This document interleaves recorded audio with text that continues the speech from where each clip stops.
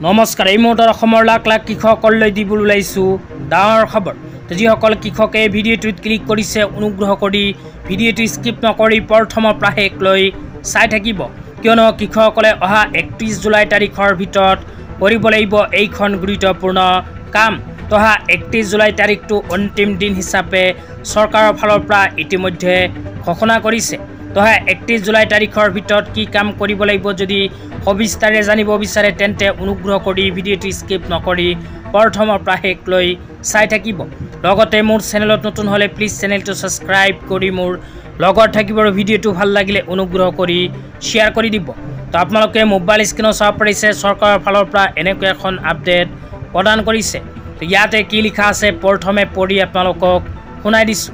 ইয়াতে লিখা আছে প্ৰাকৃতিক দুৰ্যোগত ক্ষতি হোৱা শস্যৰ ক্ষতিপূৰণ প্ৰধানমন্ত্ৰী ফচল বীমা যোজনা আঁচনি আজিয়ে কৰক 2025 বৰ্ষৰ খাৰিফ শস্যৰ বীমা পঞ্জীয়নৰ অন্তিম তাৰিখ 31 জুলাই 2025।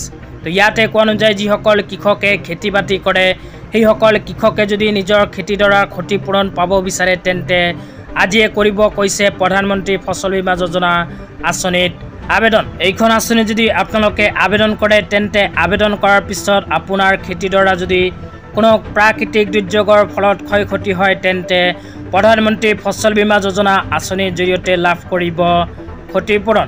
তো যিসকল কৃষকে শালি ধানৰ খেতি কৰি আছে সেইসকল কৃষকে 31 জুলাই 2025 তাৰিখৰ পূৰ্বে কৰক প্ৰধানমন্ত্ৰী ফচল বীমা যোজনা আঁচনিত আবেদন।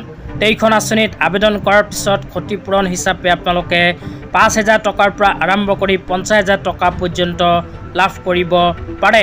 তো যিসকল কৃষকে আঁচনিখনত আগতীয়াকৈ আবেদন কৰিছিল সেইসকল কৃষকে ইতিমধ্যে লাভ কৰিছে ক্ষতিপূৰণ।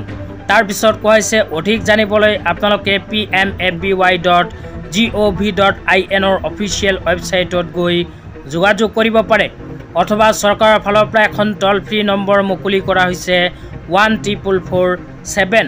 তো আপোনালোকে যদি প্ৰধানমন্ত্ৰী ফচল বীমা যোজনা আঁচনিৰ বিষয়ে সবিস্তাৰে জানিব বিচাৰে তেন্তে 1447 এইটো ফোন নম্বৰত ফোন কৰিও সবিস্তাৰে জানিব পাৰে, অথবা 7065514447 এইটো ফোন নম্বৰত আপোনালোকে হোৱাটছআপত হাই লিখিও প্ৰধানমন্ত্ৰী ফচল বীমা যোজনা আঁচনিৰ বিষয়ে সবিস্তাৰে জানিব পাৰিব।